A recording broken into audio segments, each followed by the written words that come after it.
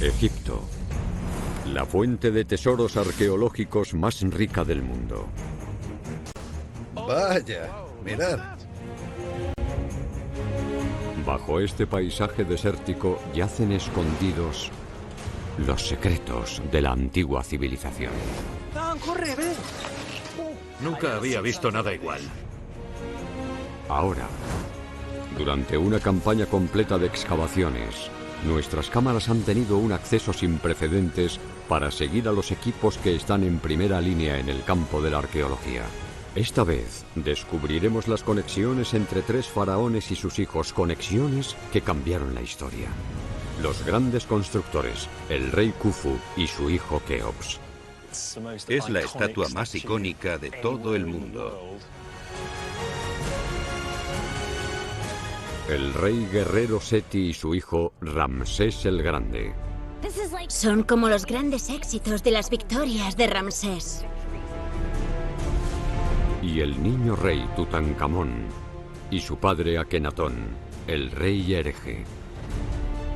Es la primera vez que vemos esto.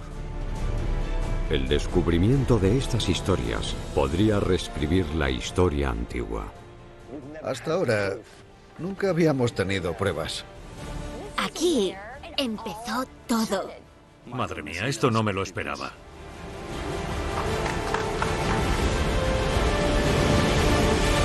Especial Tesoros Perdidos de Egipto. Padre e hijos. Las familias reales del antiguo Egipto. Por ellas pasó el poder y la riqueza a veces durante varias generaciones, a menudo de padres a hijos. Pero ¿qué relaciones tenían algunos de los más grandes faraones y sus herederos? En Giza, el egiptólogo, el Dr. Chris Nanton, ha venido a investigar. Aquí, el faraón Khufu comenzó el primer proyecto de pirámides en Giza, una de las estructuras más famosas del mundo antiguo. El hijo de Khufu, Keops, añadió una segunda pirámide al complejo. Pero algunos arqueólogos sospechan que Keops superó a su padre y diseñó la estatua más conocida de Egipto. Chris comienza con el esquema de las inmensas construcciones del faraón Khufu. Estos gigantes de piedra suponían nuevos diseños para proteger el cuerpo del faraón de los saqueadores tras su muerte. Por fuera de la gran pirámide de Khufu, vemos una cubierta continua de brillantes bloques y losas de caliza que escondían la única entrada hasta la pirámide. Un estrecho túnel 18 metros por encima del suelo. Pero esta entrada estaba sellada. Los intrusos tendrían que romper unos bloques de granito gigantes, de casi 2 metros, para llegar a un empinado pozo que lleva al centro de la pirámide. Allí arriba, tendrían que enfrentarse a otras 3 losas inmensas de granito más, antes de llegar finalmente a la cámara funeraria donde estaban enterrados el rey y sus riquezas. Al lado de la gran pirámide, el hijo de Khufu, Keops, construyó su propia pirámide. Y debajo de esta, un complejo de monumentos y templos con su propio diseño innovador. Tenían como objetivo ayudar a su resurrección. Los sacerdotes venían a hacer ofrendas a la sombra de la pirámide para asegurarse de que el nombre del faraón se mantenía vivo. Uno de esos monumentos, cuidadosamente ubicado, es la escultura más enigmática del mundo antiguo. La Gran Esfinge. A los egipcios les interesaban mucho los alineamientos y uno de los grandes logros de la meseta de Giza es que pudieron organizar los monumentos así a gran escala. La esfinge y el templo que hay enfrente y la pirámide que hay detrás están cuidadosamente alineados los unos con los otros. Pero ¿la Gran Esfinge de Giza formaba parte del diseño de Khufu o de su hijo Keops? Los egiptólogos creen que se construyó aproximadamente en la misma época que las pirámides de Khufu hace 4500 años. La colosal estatua tiene cuerpo de animal y cara humana. Durante siglos, los egiptólogos han intentado desentrañar el misterio de la Esfinge. Chris tiene como misión desvelar su secreto más controvertido. ¿De quién es la cara que tiene tallada? Podemos empezar a imaginar qué aspecto tenía en la época antigua y, teniendo eso en mente, quizá podamos empezar a comparar su cara con las caras que conocemos. Chris cree que la cara tenía como modelo a un antiguo faraón. En la época de los constructores de pirámides, la esfinge tenía una delicada nariz y estaba pintada de vivos colores. Pero, ¿de quién es la cara? Podría ser la del rey Khufu. Tenía la barbilla cuadrada, como la de la esfinge, pero la única imagen que tienen los arqueólogos de Khufu es una pequeña estatua.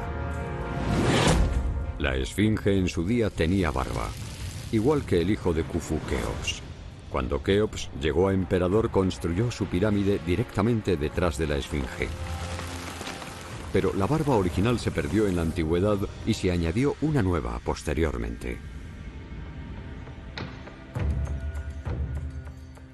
Intentar cuadrar caras en la imaginería egipcia es una ciencia inexacta. Parece que es un faraón de la cuarta dinastía. Puede que Keops sea el candidato principal. Las esfinges egipcias se solían usar para proteger un lugar sagrado. Si esta es la esfinge de Keops, está perfectamente situada para proteger su pirámide funeraria. Chris debe investigar las pistas para desvelar más misterios de la gran esfinge. Frente a las garras de la gran esfinge, encuentra una pista prometedora que podría revelar el verdadero objetivo de la estatua. Creemos que esto es una especie de templo. Es un edificio que está justo frente a las garras de la esfinge. Además, se construyó de la misma forma con los gigantescos bloques de caliza de la zona. Estos bloques coinciden con los de la esfinge. Parece que se construyó a la vez con lo que sobró de construir la esfinge. Chris se dirige a la esquina este. Desde allí se da cuenta de algo intrigante. Desde aquí vemos la cara de la esfinge y de hecho vemos que la esfinge está alineada con la pirámide. Así que su hombro derecho está completamente alineado con el eje del templo que tiene enfrente y detrás la esquina de la pirámide. Lo que es aún más interesante es que en los dos equinoccios es el punto exacto en el que ves ponerse el sol. El templo, la pirámide y la esfinge de Keops podría formar todo parte de un único plan maestro. Durante los eventos solares, su alineación revela algo extraordinario. Cuando se pone el sol durante el equinoccio, se esconde por el hombro de la esfinge y el lado sur de la pirámide de Keops. Estos dos poderosos monumentos son símbolos del rey, y al ponerse el sol, sus sombras se convierten en una. En el solsticio de verano, el sol se hunde entre las dos grandes pirámides y parece un antiguo jeroglífico egipcio que representa el ciclo del divino renacimiento.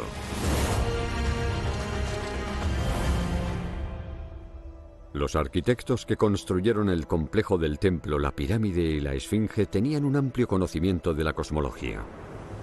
Al igual que otros antiguos egipcios, probablemente creían que el amanecer y el atardecer equivalían a la resurrección humana. La esfinge pudo ser la pieza central de un complejo construido por el rey Keops para aprovechar el poder espiritual del sol. Lo retomó Keops donde su padre Khufu lo dejó y quizá le ganó en su propio juego arquitectónico.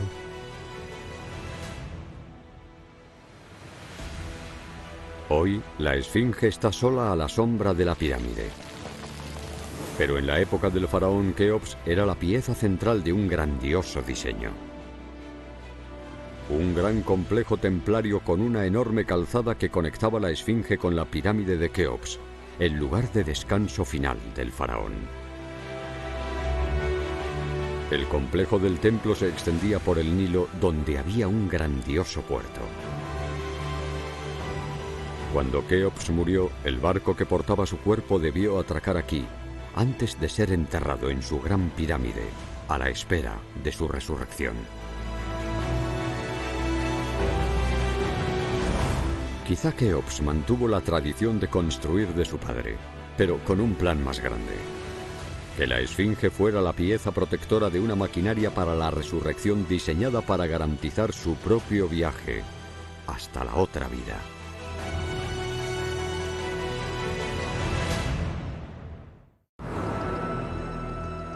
...500 años después de Khufu y Keops, en pleno esplendor de la antigua civilización egipcia, Amenofis IV se convirtió en faraón. Sería conocido por varias cosas: su preciosa y poderosa esposa Nefertiti, su famoso hijo Tutankamón y los cambios revolucionarios que hizo en la religión de su época. En Gebel el-Silsila. ¿Estamos todos? Son las 7 de la mañana y el matrimonio formado por Maria Nielsen y John Ward van de camino a unas antiguas canteras de arenisca.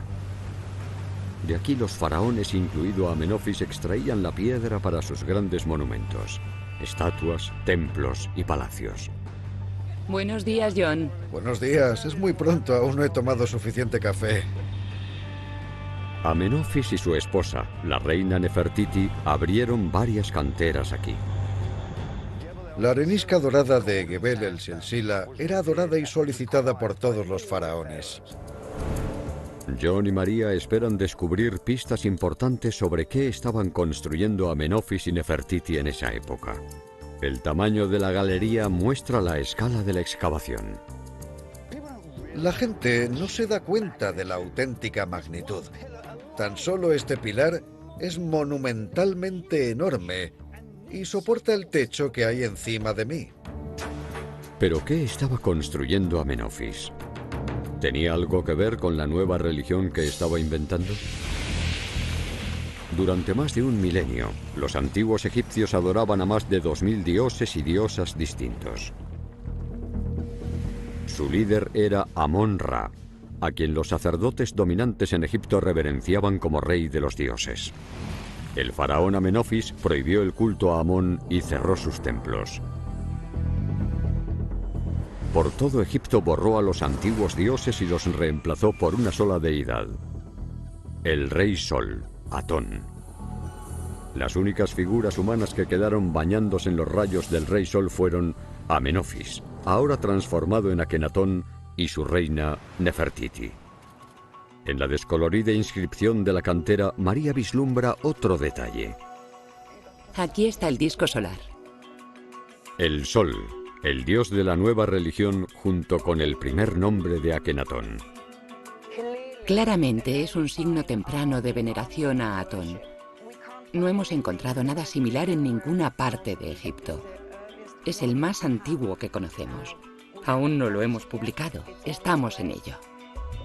Este descubrimiento data la cantera en los principios del reinado de Akenatón y Nefertiti, pero no resuelve el misterio de por qué extraían tanta roca. ¿Qué iban a fabricar? John y María tienen como objetivo hallar el propósito de la cantera. La piedra podría revelar pistas importantes sobre los proyectos de construcción de Akenatón y Nefertiti y la ambición de su reinado. Vaya, es precioso. Mira cómo trabajaban los bloques. Se ven bloques de Talalat perfectos. A medida que los trabajadores van despejando la zona, aparecen pruebas de una innovación en la construcción que llevaron a cabo Akenatón y Nefertiti. Aquí hay un bloque pequeño. Lo dividían en dos y al final tenían dos bloques de Talalat perfectos. Estaban listos para cortarlo, ¿verdad? Sí, exacto. Estos pequeños bloques llamados Talatat se podían extraer con mayor velocidad y se podía construir con ellos más rápido. Esto es del periodo de Akenatón, cuando todo cambió. Pasamos de bloques inmensos de 1 tonelada a los Talatat minúsculos famosos en la época de Akenatón. Solo pesaban 60 kilos. Los podían transportar al hombro. John y María han resuelto el misterio de lo que estaban extrayendo Akenatón y Nefertiti aquí. Extraían Talatat, la clave de un ambicioso plan que incluía la construcción de su nueva capital, Amarna. Con los bloques de Talatat recientemente inventados, la ciudad se alzó en el desierto en tiempo récord. Akenatón construyó un palacio fastuoso para sí mismo y para Nefertiti en el centro con 2 grandes templos. Miles de personas se reunían aquí para adorar al dios Sol Atón cuando el sol se movía del este al oeste. Había extendidas en el exterior miles de mesas de piedra para exponer las fastuosas ofrendas a su dios. Este complejo monumental le otorgó a Akenatón y a Nefertiti un control total sobre la religión en Egipto. Aunque los súbditos veneraban al dios al que se veían obligados a venerar, la mayoría esperaba que la nueva religión se perdiera en las arenas del desierto. En la actual Amarna, la doctora Anna Stevens encuentra pruebas de que cuando terminó la revolución de Akenatón y Nefertiti, hubo una reacción violenta contra ellos. Es un intento deliberado por olvidar el reinado de Akenatón. Básicamente lo borraron de la historia egipcia.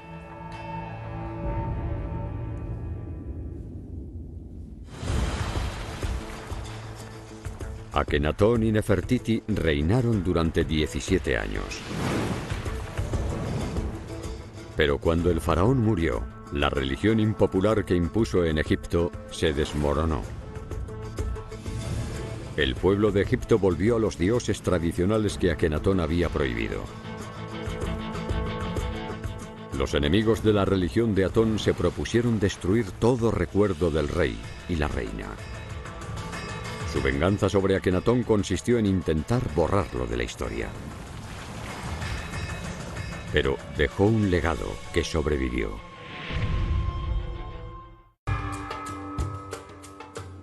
En Luxor, Chris investiga la herencia del hijo de Akenatón, Tutankamón. Cuando murió Akenatón, acabaron con su culto al dios del sol Atón y restauraron el culto a los antiguos reyes liderados por Amón. Puede que Nefertiti reinara entonces como faraona hasta que el hijo de Akenatón, Tutanjatón, de 9 años, ascendió al trono y cambió su nombre para honrar a Amón, llamándose Tutankamón.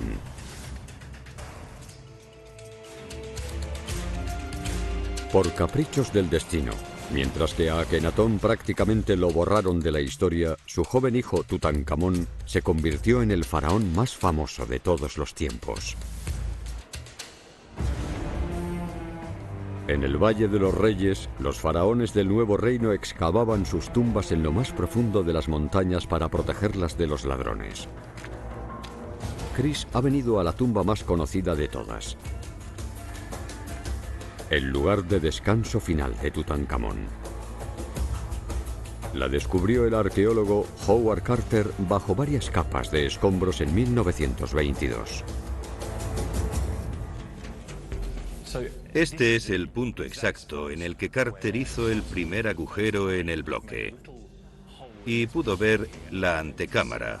En ese momento dijo sus palabras famosas cuando le preguntaron ¿ves algo? Y contestó cosas maravillosas. Y fue porque estaba viendo esta cámara, la antecámara, que estaba totalmente atestada de objetos, al igual que el resto de la tumba. Carter había descubierto la colección más importante de artefactos jamás descubierta de la época dorada de Egipto, incluida la famosa máscara funeraria del faraón. Pero para Chris, la mitología moderna de las riquezas de la tumba de Tutankamón no cuenta toda la historia. Sí que contenía cosas maravillosas, pero no toda la tumba estaba intacta. El mobiliario funerario de Tutankamón estaba apilado de forma caótica como si estuviera preparado para ser retirado. La tumba fue saqueada quizá tan solo unos días después del funeral, cuando se introdujo el cuerpo de Tutankamón por primera vez. Parece que los saqueadores oportunistas se llevaron pequeños objetos de valor. Dejaron los objetos más grandes quizá con la intención de volver. Pero algo les detuvo. Ahora sabemos que hubo una inundación muy rápida en el valle que depositó una gran cantidad de material sobre la entrada a la tumba, y cuando se secó, se solidificó hasta adoptar la consistencia del cemento. Era impenetrable y la ubicación de la tumba era desconocida hasta que Howard Carter excavó la tumba en 1922. Fue la primera vez que alguien la veía desde la 18ª dinastía. El niño rey tenía tan solo 18 años cuando murió. Pero sus preciados tesoros dorados se han exhibido por todo el mundo.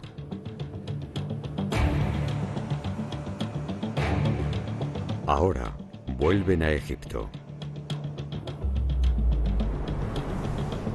El Cairo, a la sombra de las grandes pirámides. Los ingenieros están construyendo un museo por valor de $1.000 millones y unas instalaciones para investigar. El Gran Museo Egipcio albergará los 5.000 tesoros de Tutankamón en un solo lugar, por primera vez en 100 años.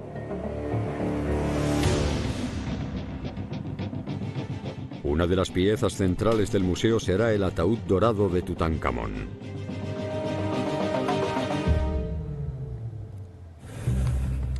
Ahmed Abdrabbu lidera el proceso de investigación para prepararlo. Tengo que tener mucho cuidado. Uno de los grandes retos para mí es ser el responsable de la restauración de una de las obras maestras de la colección de Tutankamón. El ataúd fue uno de los muchos tesoros de incalculable valor hallados en la tumba de Tutankamón.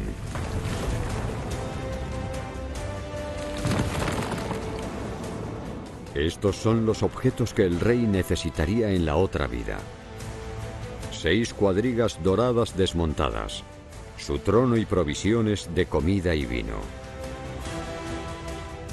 Oculto tras un falso muro, se encontraba un sarcófago de piedra que protegía un ataúd bañado en oro. Dentro había 2 ataúdes más. El más profundo estaba hecho de oro macizo y cubierto de piedras preciosas. Dentro, la momia de Tutankamón, que llevaba una magnífica máscara funeraria, el hallazgo más famoso de todo Egipto. Ahmed tiene que descubrir cómo fabricaron los antiguos artesanos el ataúd dorado de Tutankamón. El interior es de madera, pero el exterior está cubierto de una capa de precioso oro. Tengo que tener mucho cuidado, porque estoy trabajando en una de las obras maestras.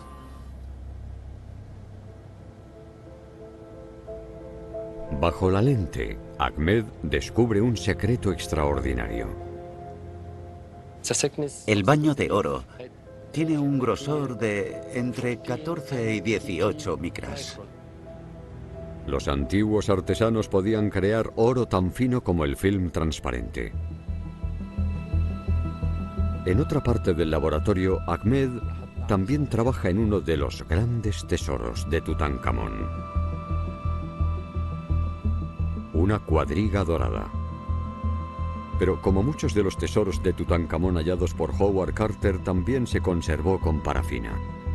Ahmed tiene que retirar toda la parafina, pero se ha endurecido y está frágil y en muy malas condiciones.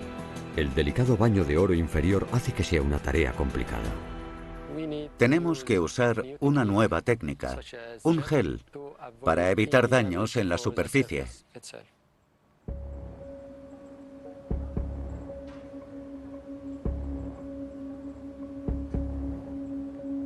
Ahmed debe fabricar un gel de limpieza especial a base de acetato de etilo y un solvente. El más mínimo error en la solución provocaría daños irreparables en la valiosa cuadriga. Si la mezcla está mal, creo que dañaría las capas inferiores que se usaron en la cuadriga. Lo que debería ser un gel espeso parece una solución acuosa, lo que podría disolver algo más que la parafina. No puedo usar esto para limpiar la cuadriga. Voy a hacer otro. Todas las esperanzas están puestas en la segunda tanda. Ahora aplico el papel. Y tras 5 o 10 minutos, retiro el gel. La espera resulta desesperante. Si Ahmed ha hecho mal la mezcla, podría afectar al oro de la cuadriga de Tutankamón. Tras 10 eternos minutos, llegó la hora de la verdad para Ahmed. Ha funcionado la solución limpiadora o ha causado daños irreparables en la valiosa cuadriga.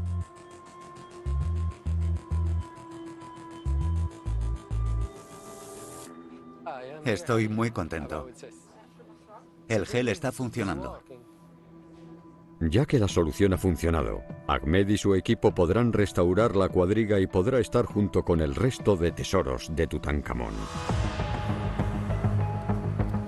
Es una tarea meticulosa, pero sin el ejército de especialistas del museo, estos artefactos acabarían desintegrándose y los tesoros de Tutankamón se perderían de nuevo. Esta vez, para siempre.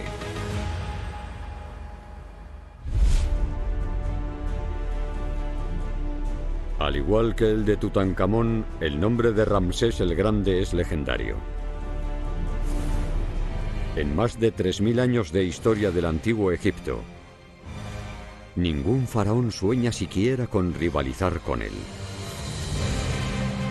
Durante sus 66 años en el trono, Ramsés alzó al imperio egipcio al cenit de su riqueza, cultura y poder.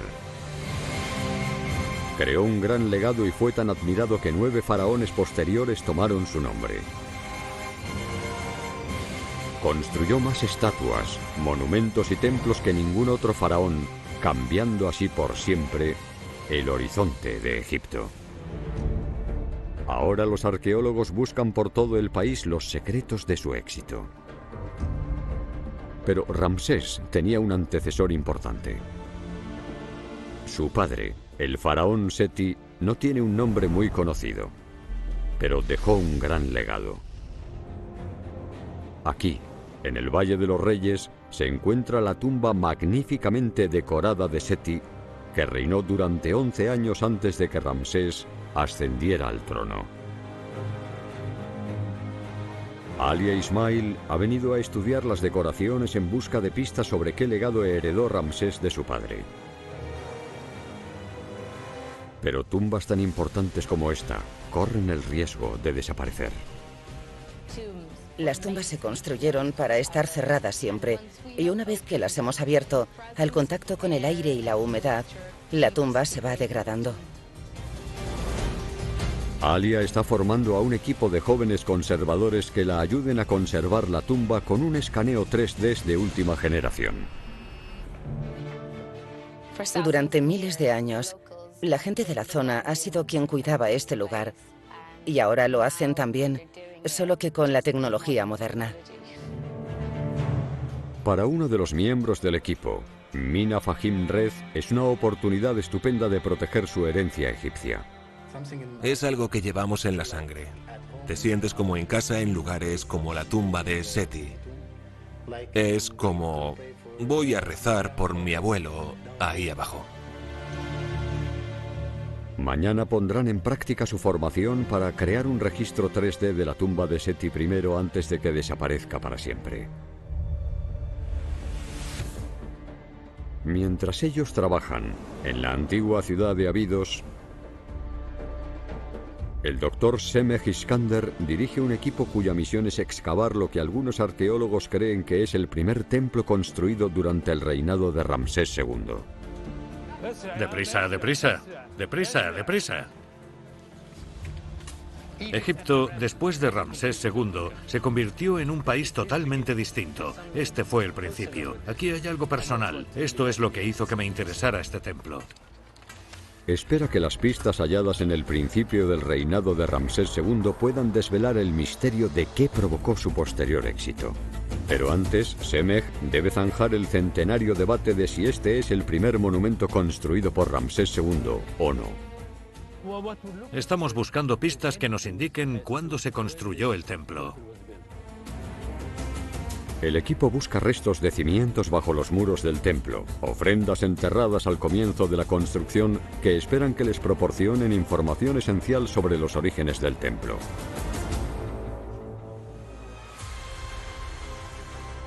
En lugar de restos de cimientos, los trabajadores desentierran algo increíble. Cartuchos. Unos cartuchos muy poco comunes. Nunca se habían encontrado en ningún templo egipcio. Estas marcas ovaladas se usaban para estampar los nombres de los faraones en sus monumentos. En los cartuchos ocultos se leen dos nombres. El de la izquierda es Ramsés Meri Amón, el nombre que le pusieron al nacer. Y el otro es el nombre que usaba en el trono, el que usó cuando se convirtió en faraón, Ramsés II. El nombre faraónico de Ramsés nunca habría estado escrito en los cimientos si no fuera porque él comenzó la construcción. Este templo se construyó durante el reinado de Ramsés II y punto. No hay más debate posible. Ramsés II construiría más monumentos que ningún otro faraón. Pero el cartucho demuestra que en este templo es donde empezó todo. Este es el principio. Aquí empezó a construir su legado. De nuevo en Luxor, cerca del Valle de los Reyes, encontramos más pruebas de los proyectos de construcción de Ramsés, incluido su templo funerario, el Ramesseum. Colin ha venido con la esperanza de desentrañar el misterio del éxito de Ramsés II a través de las pistas que dejó en sus monumentos. Aquí es donde instaló una de las estatuas más colosales del antiguo Egipto.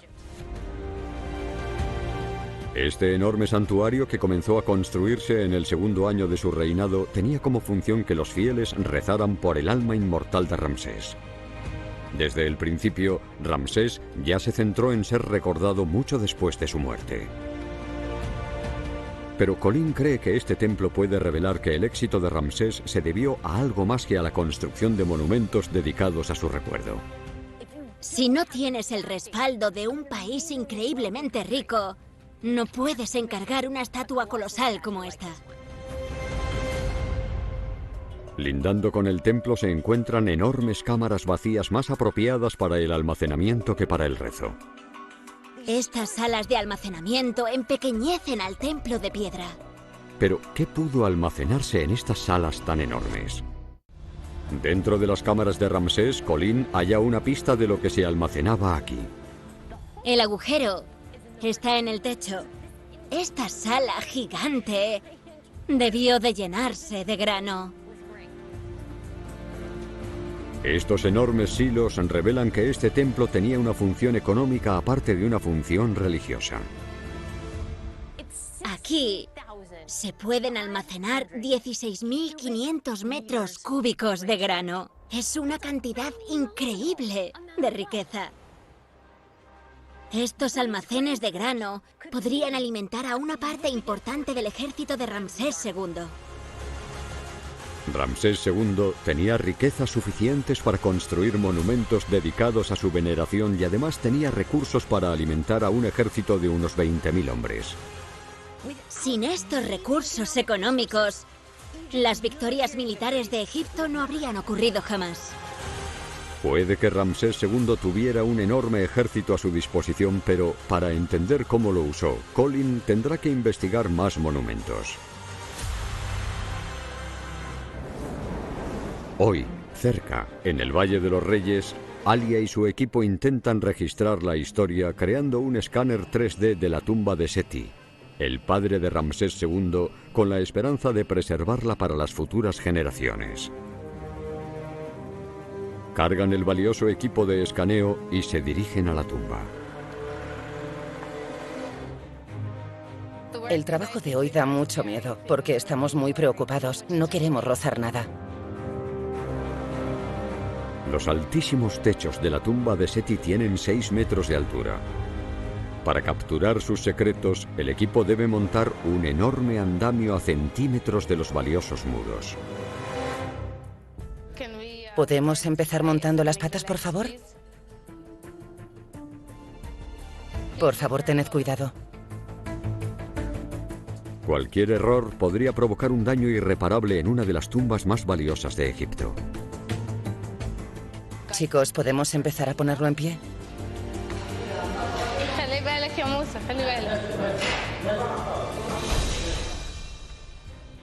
Mientras tanto, Colin ha venido a la frontera con la antigua Nubia.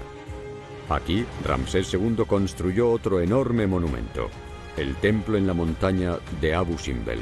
Colin ha venido en busca de pistas sobre hasta qué punto las habilidades militares de Ramsés II contribuyeron al éxito de su imperio. Son como los grandes éxitos de las victorias de Ramsés.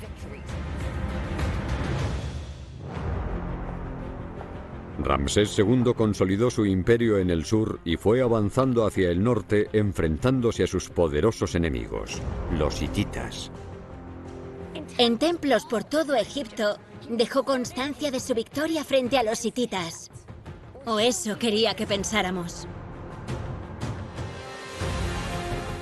Alrededor del año 1300 a.C., los egipcios lucharon contra sus archienemigos, los hititas, en la ciudad fortificada de Kadesh, en la que posiblemente fue una de las mayores batallas en cuadriga de la historia. Las ligeras cuadrigas egipcias tenían ventaja frente a las pesadas máquinas de guerra de los hititas. Ramsés dejó constancia de la batalla como si hubiera sido una masacre, pero en realidad fue más bien un empate.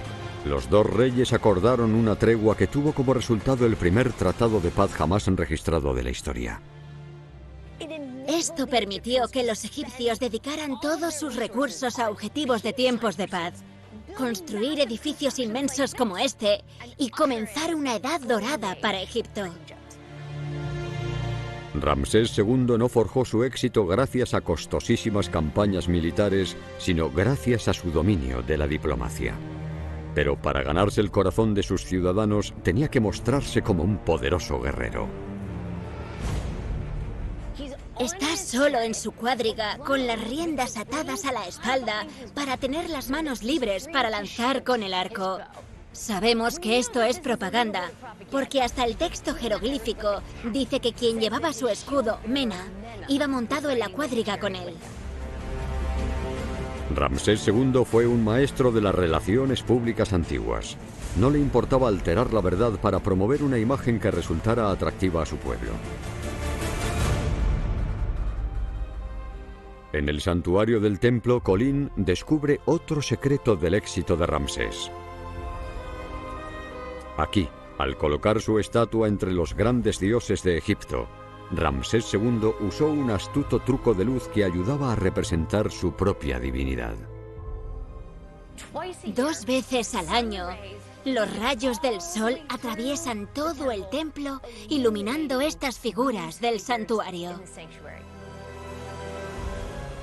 Colín cree que Ramsés II usó esta alineación solar para expresar el potente mensaje de que él era la personificación del dios Sol. Aquí, en Abu Simbel, Ramsés II no solo era un rey, era un dios.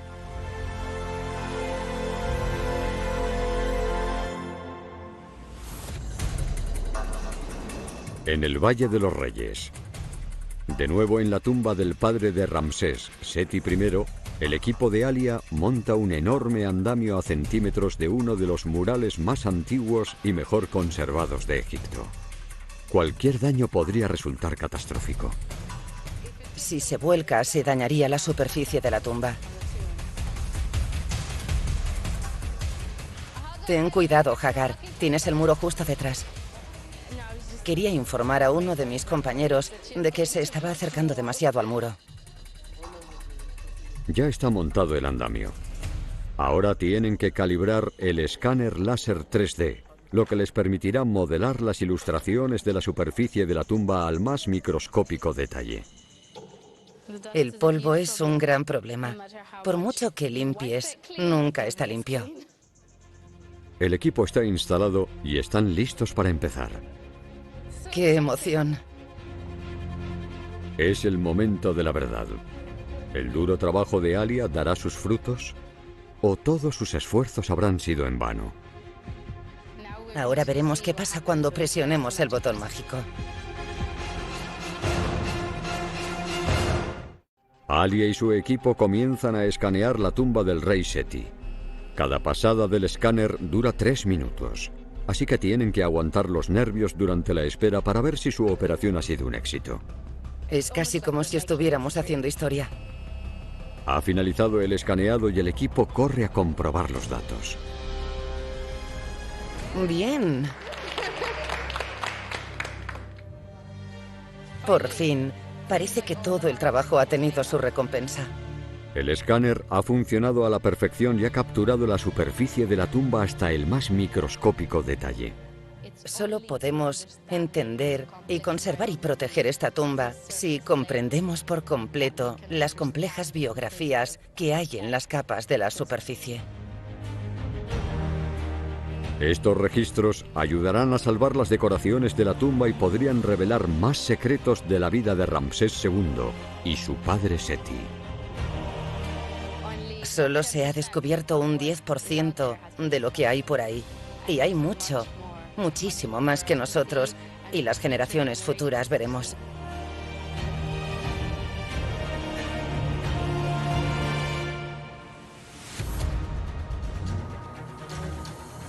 En la cara norte del Valle de los Reyes, Colin está explorando las inscripciones de la tumba de Ramsés.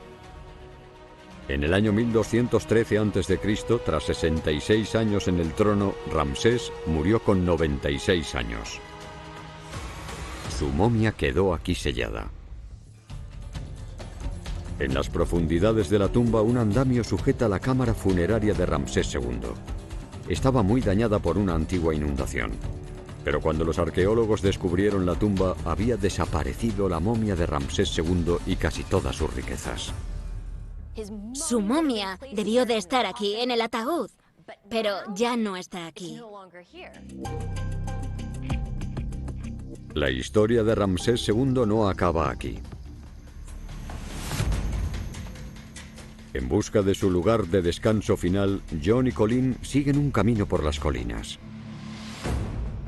Hallan oculto en la cara de la roca una cavidad escondida que normalmente está sellada. Hoy la han abierto especialmente para su investigación. Pero hay un largo camino hasta el fondo. Desde aquí no se ve el fondo. Es bastante profundo. Vaya.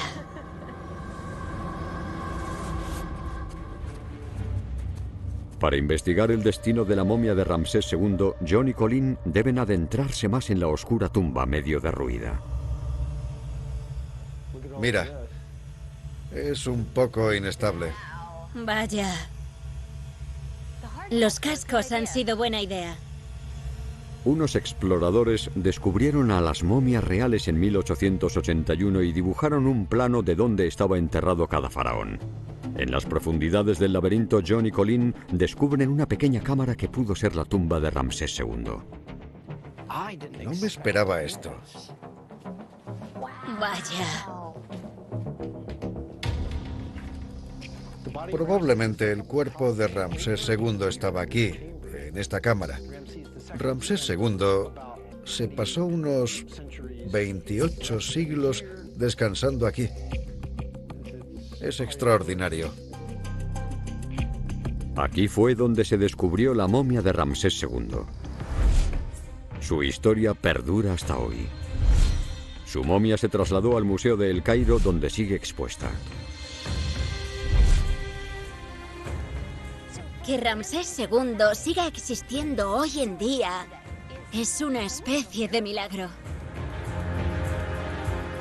Puede que Ramsés no viviera para siempre en la tumba que proyectó, pero sí que consiguió una especie de inmortalidad. Su nombre perdura hasta hoy como el mayor faraón de esta antigua civilización. El gran Ramsés, su padre Seti, los increíbles constructores Khufu y su hijo Keops, y el inolvidable Akenatón y Tutankamón. Todos ellos son padres e hijos que juntos dejaron una marca imborrable en la historia que hoy en día sigue fascinándonos.